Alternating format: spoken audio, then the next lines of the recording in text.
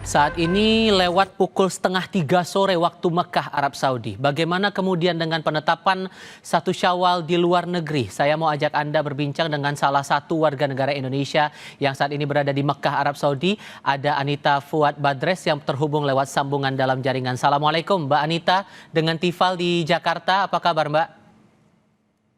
Waalaikumsalam warahmatullahi wabarakatuh. Terima kasih. Alhamdulillah sampai tahap ya, alhamdulillah. Mas Gimana Tifal, kondisi Mbak? apa kabar semuanya? Ya, alhamdulillah di Mekah sendiri sampai saat ini masih tetap ramai seperti biasa, walaupun tidak seramai tahun-tahun sebelumnya. Ada penurunan yang cukup signifikan untuk jamaah umroh di kota Mekah maupun Madinah. Dan suasana menjelang Lebaran yang Mbak lihat di sana tuh gimana Mbak? Masih ada gegap gempita dan kalau di sana Lebarannya mulai tanggal berapa ya Mbak ya? Lebaran di sini insya Allah besok tanggal 20, karena ini hari ke-30 Ramadan. Nah, jadi ini hari terakhir Ramadan, insya Allah besok. Nah, di sini warga lokal ada juga yang pada pergi ke pasar seperti biasa. Mungkin yang membedakan harga sembako di sini walaupun menjelang Lebaran tetap stabil. Alhamdulillah. Tapi di tengah kondisi Timur Tengah yang bisa dikatakan tidak sepenuhnya stabil, ada hal-hal yang beda juga nggak nih Mbak yang Mbak lihat selama berada di sana, kondisi warga, sosialnya, ekonomi dan semacamnya, ada yang menarik perhatian Anda sejauh ini menjelang Lebaran? Kalau di Mekah yang terasa banget itu penurunan jamaah umroh ya. Selebihnya kalau dari sisi keamanan, daya beli itu tidak ada pengaruh. Nah, tapi kalau jumlah jamaah umroh itu terasa sekali karena mungkin banyak penerbangan yang tertunda ya. Banyak penerbangan yang tercancel. Nah, itu yang paling terasa. Kalau di pasar untuk warga lokal sendiri, walaupun terjadi kemarin ada ledakan di Riyadh, itu tidak berpengaruh untuk warga Mekah.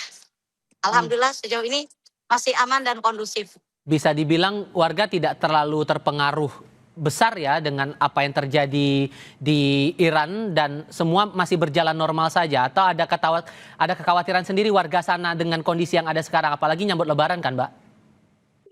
Alhamdulillah tidak ya, tidak ada pengaruh yang cukup signifikan. Hanya itu aja sih, hanya di jumlah pengunjungnya yang memang sangat terasa menurun.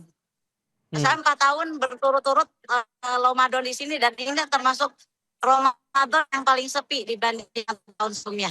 Oke. Tapi kalau untuk kebiasaan, tradisi atau apapun lah namanya kalau nyambut Lebaran di Arab Saudi itu Mbak, ada yang beda nggak sih antara yang dilakukan di Arab Saudi dengan yang di Indonesia? Dari cermatan Anda saja di situ. Kalau euforianya tetap lebih ramai di Indonesia ya. Kalau di Indonesia kan menjelang Lebaran tuh ramai. Kalau di sini tetap mereka kalau dari sisi ibadahnya tetap khusyuk, masjid tetap ramai gitu, dan pasar pun memang ada sedikit ini ya kunjungan ke pasar, tapi tidak seperti di kita gitu. Jadi hanya sedikit saja. Gitu. Dan kegiatan ibadah terutama di Masjidil Haram ini masih tetap ramai mendekati Lebaran ini atau ada hal yang beda lagi nih Mbak?